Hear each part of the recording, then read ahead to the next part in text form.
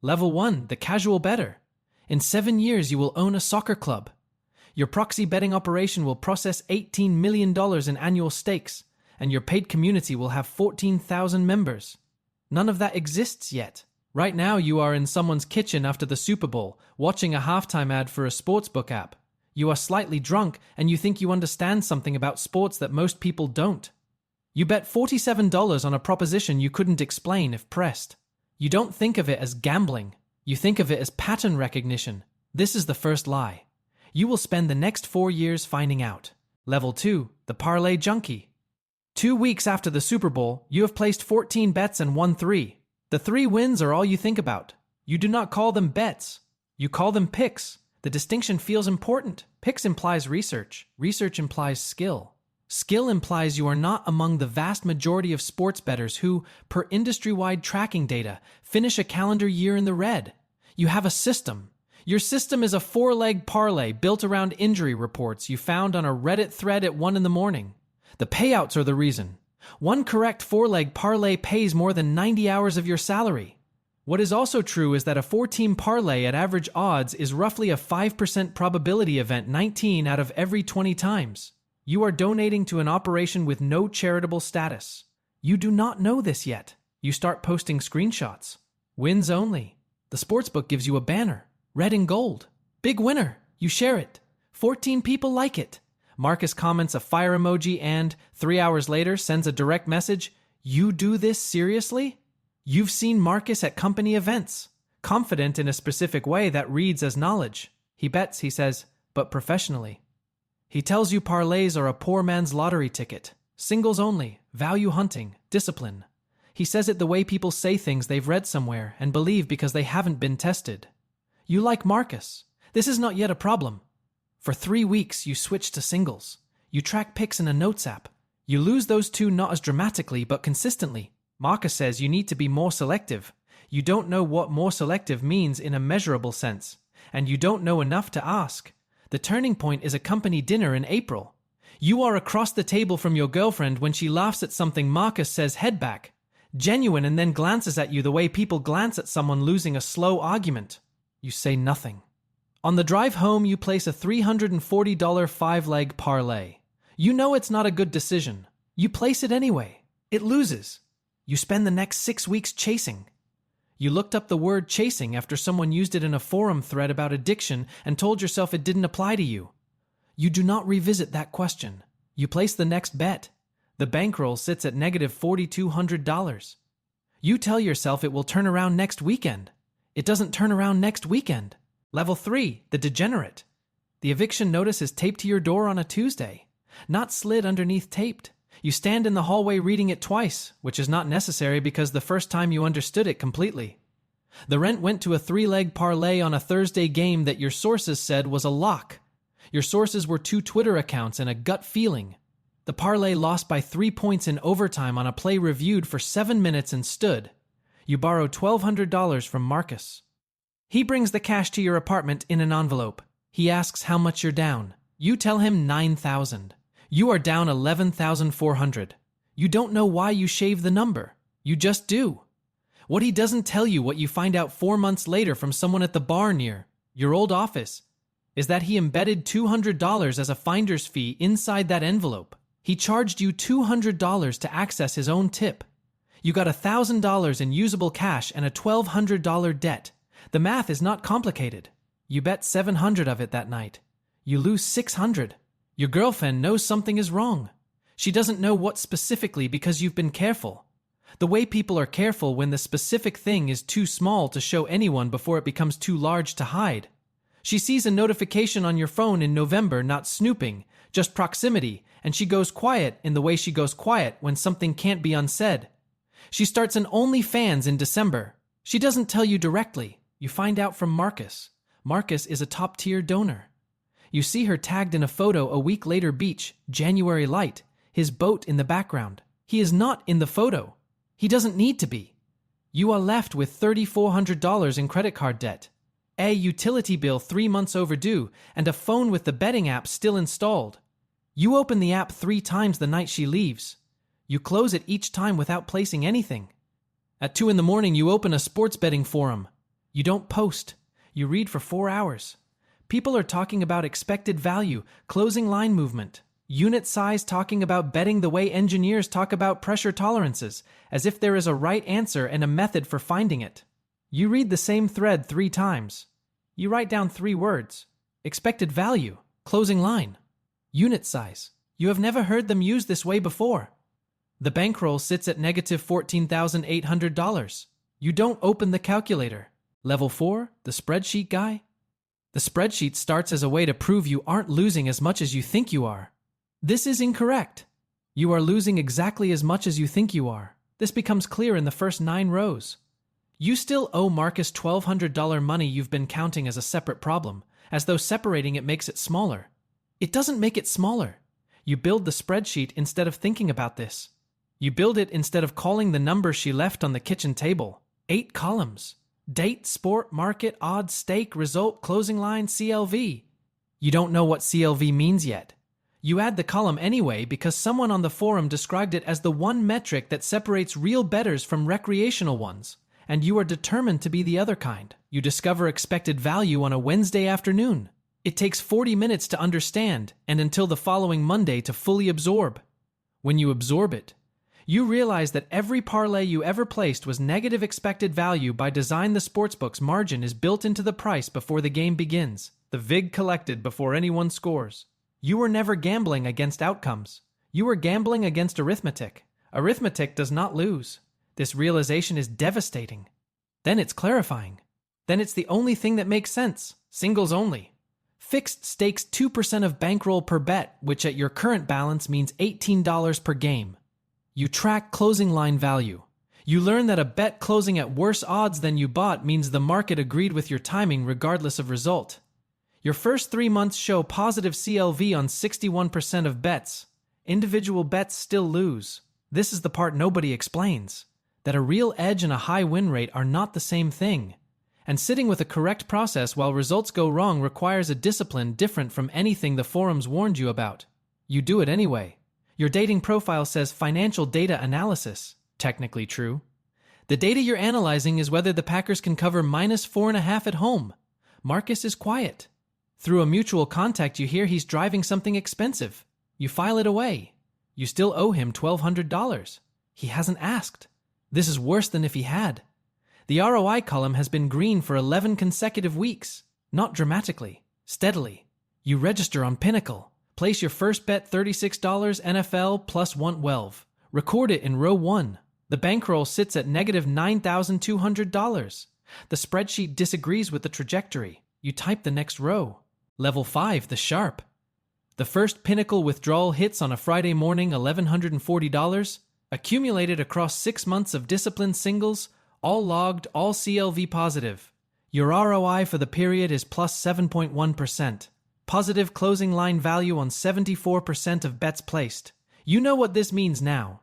You've been doing this long enough to know the difference between a run and a result. You don't post about it. You quit the office job in October. You model the decision for 3 weeks before submitting the paperwork. Worst case drawdown, break-even stake size, the monthly costs you've been cutting since the eviction. The savings from stopping the parlay losses and living smaller account for more of the recovery than the betting profits do. The math is not what you expected, but the math works. Your boss asks what you're moving into. You say independent financial analysis. You are not lying. You find Marcus at a bar in January. Not by accident. You've been carrying the envelope for 2 weeks, choosing the wrong moment each time, and this is the wrong moment too. You're down on the afternoon lines, but you walk over anyway and put $1,200 cash on the bar between his drink and his phone. We're even, you say. He looks at the envelope. He doesn't open it. He says, maybe. You walk back to your seat. You think about that word for the rest of the night. 2 weeks later, from a mutual contact who mentioned it in passing, you learn Marcus has been watching your public bet log since September. A small tracking thread on a forum, nothing identifying, just the numbers 46 bets, positive ROI on 32. He knew the envelope was coming. He just didn't know the size. A former coworker messages that month. Saw the thread. Wants a pick. You give him one Raiders money line plus 175. The Raiders win. He tells someone. That someone tells 2 more. By February, 9 people are messaging you weekly. In March, on a single Saturday afternoon, you clear $1,800 on 2 bets. Your final 2-week paycheck from the office job was $1,760. You sit with that for a minute. Then Marcus announces it. A landing page, the Sharp Edge Betting Masterclass, $297. Learn what the Sharps know. You are in the server for his first 40 buyers. That week, 6 of them message you asking what's wrong with his unit sizing model. The bankroll sits at positive $4,100. You type a response to the 6th message, then you stop. You open a new document. Level 6, the community builder. The 7 messages arrive the same morning, not coordinated. Just the bet tracking forum surfacing wider. People who'd been losing and found something that looked honest. They want picks. You give 2 for free, track them, win both. By the time you think properly about what you're doing, you've given 11 picks across 3 weeks with no infrastructure behind it, no pricing model, and no plan for what happens when the next batch loses, which hasn't happened yet, which is the most dangerous part. The Substack goes live on a Thursday. Picks with context. Tagline, no parlays, no hype, just the math. No fanfare, no announcement. By end of day 4, 230 subscribers. 3 of them you've never encountered before. What you eventually understand is that the market for honest betting analysis is nearly empty, not because no one attempts it, but because the space is so saturated with locked 5-leg parlays and screenshotted wins that someone showing actual CLV data reads, to the people who've been burned, like evidence from a different world. 6 weeks in, the list hits 1,100. You add a paid tier at $29 a month. Day 1, 53 people subscribe. That is $1,537 in recurring revenue before a game is played. The first month the newsletter pays out more than you've earned betting in any previous calendar month. You are mid-sentence in a pick-tracking video and you have to stop, not from joy, from the specific disorientation of arriving somewhere you didn't plan to go. You sit with it for a moment. Then you keep recording. Marcus's Discord is leaking. Members are forwarding his posts without comment a screenshot of his methodology. A thread where he argues closing line value is a metric invented by losers who need an excuse. You don't ask for these. They keep arriving. You post your own CLV data. The replies do the rest. He DMs in April. We should talk. 3 days later, the same message again. You don't respond to either. He goes public in May. Fake gurus are killing sports betting communities. No track record. No real money managed. Just a spreadsheet and an audience that doesn't know better. He doesn't use your name. You have 1,900 subscribers. He has 340 people who paid $297 each and are now asking a stranger how to recover what they've spent. You note this in the spreadsheet. You don't post it. The bankroll sits at positive $28,500. The message from the Chicago analyst is still open in a separate tab. He found your CLV analysis piece and wants to discuss something he's calling a mutual interest. You haven't replied yet. Not because you're uncertain, because you want to know what he's actually asking before you answer. Level 7, the operator. The analyst from Chicago is not looking to hire you. He makes this clear at the start of the call so it doesn't become awkward later.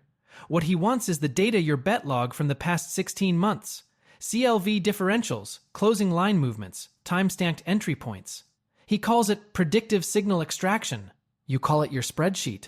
He says he has 3 other sources in comparable markets. You are the most consistent.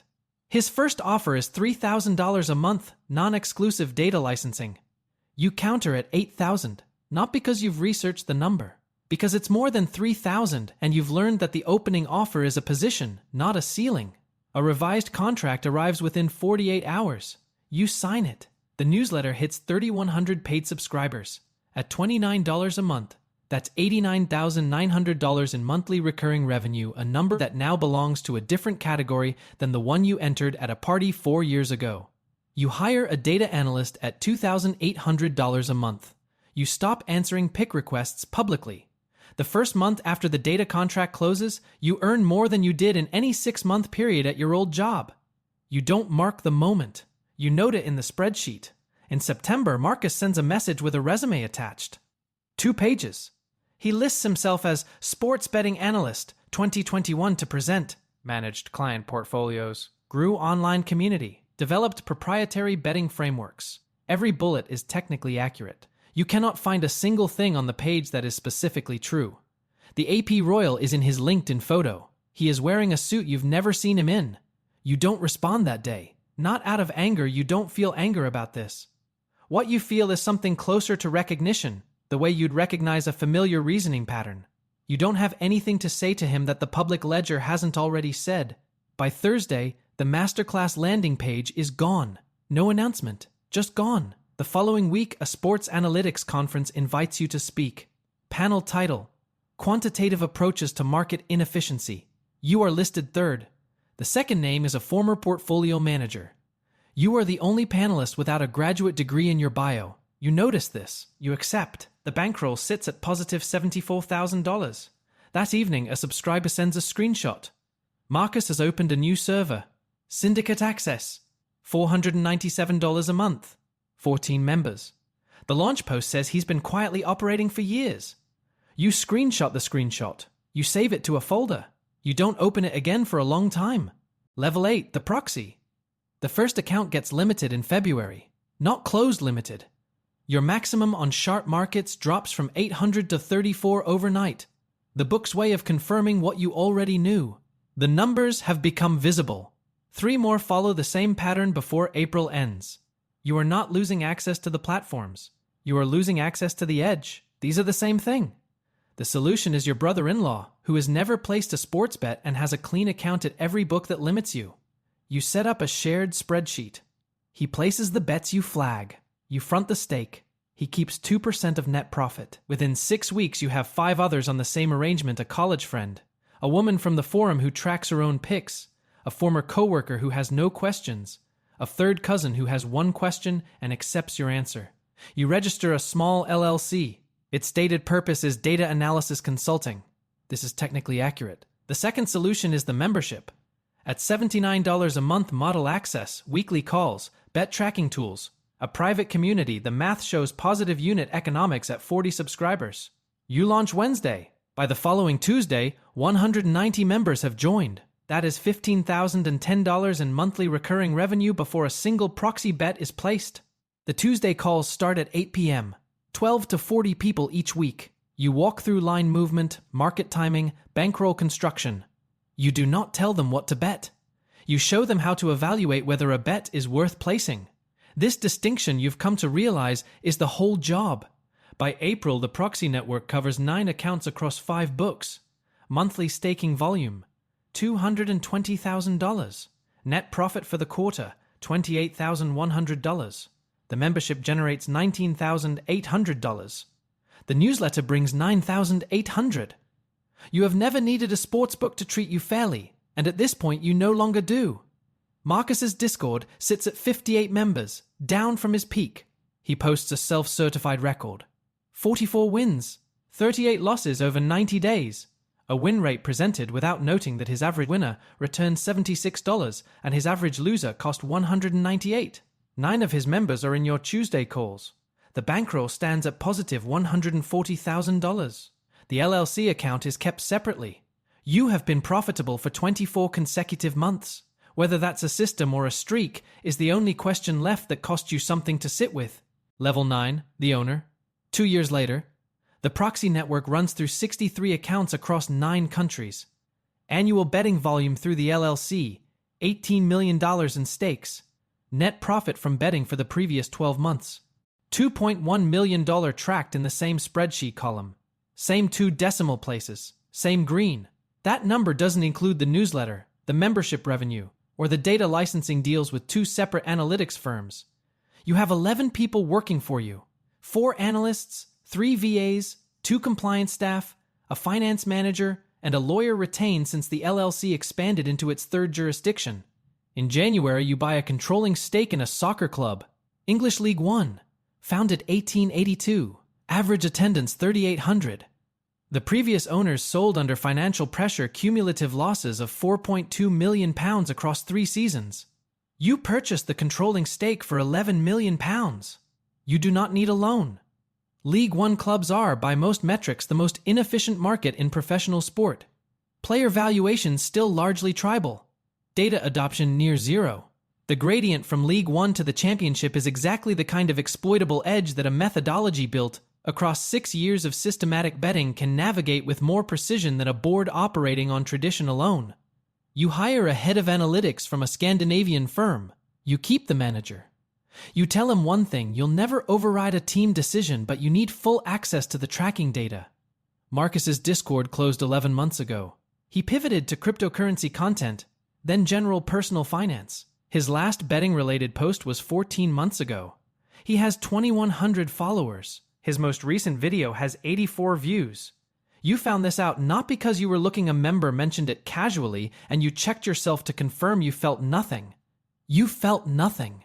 She appears in a magazine feature in March, one of those profiles about people doing interesting things in small industries. She looks well. You close the tab. You've been profitable for 48 months. This is the number that finally answers the question.